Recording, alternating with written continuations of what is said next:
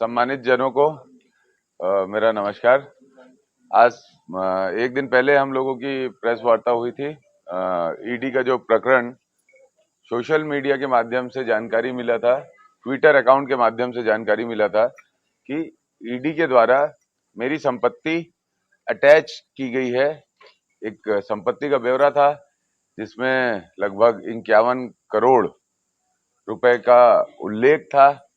और उस समय मैंने ये बात कही थी कि मेरी जो आधिकारिक मेरे वकील साहब की बात ईडी दफ्तर में जाकर हुई है, उसके हिसाब से मेरी कोई इस तरह की कार्रवाई नहीं हुई है, क्योंकि उसके लिए जो नोटिस दिया जाता है वो कोई भी नोटिस हमें नहीं दिया गया है। उस दिन जो मैंने बात कही थी वो सच साबित हुई। कल दोपहर में ईडी के दफ्तर से एक नोटिस मेरे पास आया जिसको मैंने रिसीव किया। और दूसरी बात जो मैंने कही थी कि भाई ये एक भ्रम फैलाने की कोशिश की जा रही है, वो उसकी भी सत्यता आई। एक तरफ ट्विटर अकाउंट में उनका डिपार्टमेंट हम लोगों को बदनाम करने के लिए बड़ी बड़े करोड़ों की संख्या लिख दे रहा है, और दूसरी तरफ जब एक दिन बाद, मतलब ट्विटर अकाउंट को पहले पता है कि क्या होने वाला है और एक दिन बाद रिसीव होती है चीजें।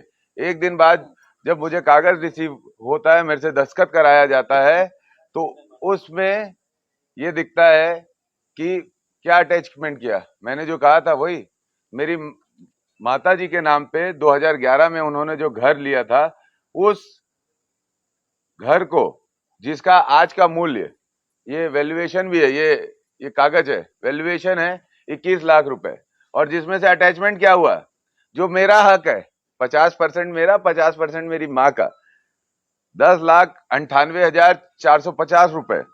और इसके अलावा क्या, मेरा जो सरकारी अकाउंट है जिसमें मेरी तनख्वाह आती है, उस अकाउंट को सीज कर दिया, उस पे उसको अटैच कर दिया, सीज के अटैच कर दिया। उसमें 8,19,760 रुपए।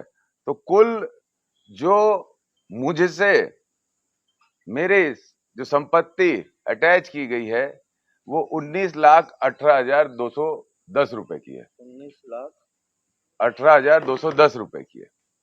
तो कहने की बात यह है कि इस तरीके से जो ईडी का दुरुपयोग हो रहा है, भारतीय जनता पार्टी जो कांग्रेस पार्टी को, सरकार को बदनाम करने की कोशिश कर रही है, ये साफ प्रतीत होता है।